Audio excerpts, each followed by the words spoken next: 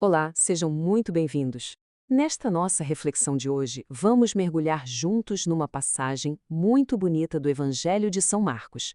A ideia é a gente contemplar duas facetas, sabe? Dois lados preciosos do coração de Jesus. A sua ternura com os que eram mais próximos e a sua imensa compaixão pelas multidões.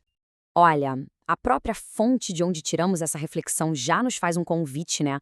Para a gente chegar com o coração tranquilo, com a alma aberta. Vamos tratar essa passagem não como um simples texto, mas como um verdadeiro oásis espiritual, um lugar de encontro e descanso para a alma.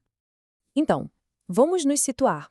A gente está lá no Evangelho de Marcos, capítulo 6, versículos 30 a 34.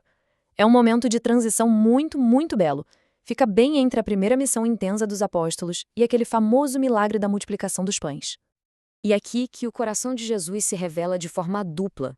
De um lado, a gente vê essa ternura paterna, é um cuidado íntimo, pessoal, sabe, com os discípulos dele que estavam exaustos. E do outro lado, a gente vê a compaixão pastoral, um amor que se abre, que se estende para toda aquela multidão necessitada.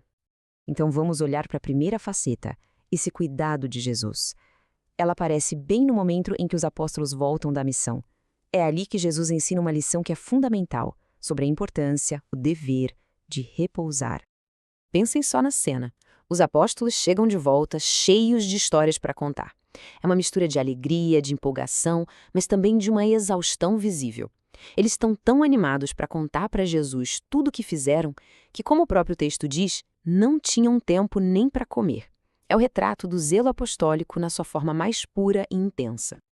E é aí que a gente vê a delicadeza de Jesus. Ele não bota mais pressão, não pede mais trabalho.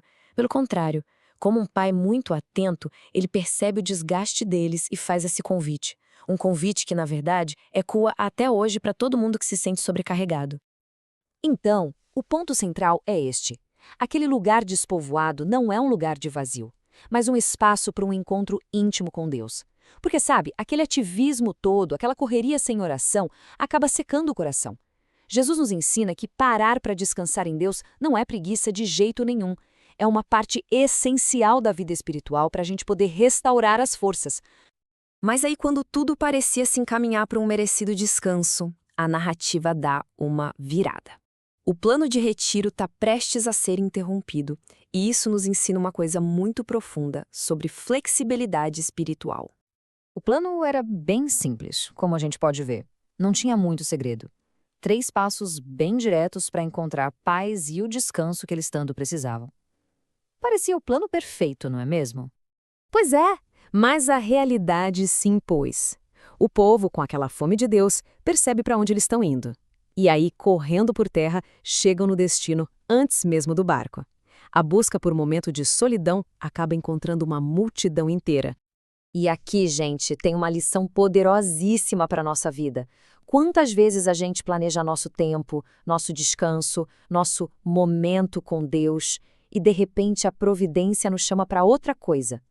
A verdadeira santidade está em aceitar essa mudança de rota e entender que a caridade não tem hora marcada. E como é que Jesus reage a esse imprevisto todo? Ao ver aquela multidão, a gente poderia esperar uma certa irritação, né? Frustração, talvez. Mas é exatamente o contrário. É nesse momento que o seu coração de pastor se revela com toda a força. O Evangelho diz que Jesus teve compaixão. E o significado dessa palavra no grego original é muito mais profundo do que a gente imagina. Não é uma peninha superficial. A palavra indica uma emoção visceral, uma comoção que mexe com as entranhas. Ele sentiu a miséria daquele povo no seu próprio ser. E ele descreve aquele povo como ovelha sem pastor. Essa imagem não é por acaso. Ela tem um peso enorme na tradição bíblica. Ela nos joga direto lá para as profecias, como as de Ezequiel e Jeremias, onde Deus promete que ele mesmo viria para cuidar do seu rebanho. Jesus se apresenta ali como o cumprimento vivo dessa promessa. E qual é a primeira atitude desse bom pastor? Vamos prestar muita atenção nisso.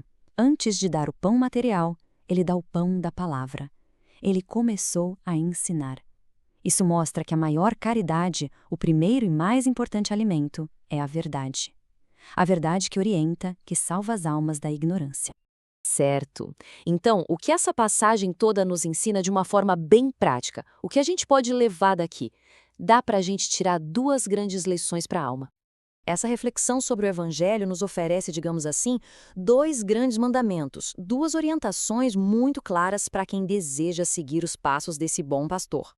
A primeira é a lição do retiro, a importância de buscar o silêncio, de criar momentos para estar a sós com Deus e encontrar o verdadeiro descanso nele. E a segunda é a lição da compaixão, olhar para as pessoas ao nosso redor como ovelhas que talvez estejam desorientadas e, quando for possível, oferecer o alimento da verdade com muita paciência e muito amor. E assim, a reflexão se volta para dentro de cada um de nós. Diante do nosso próprio cansaço e das necessidades do mundo, a pergunta fica no ar: onde estão os nossos lugares desertos para encontrar a Deus? E quem são as ovelhas sem pastor, que hoje somos chamados a servir?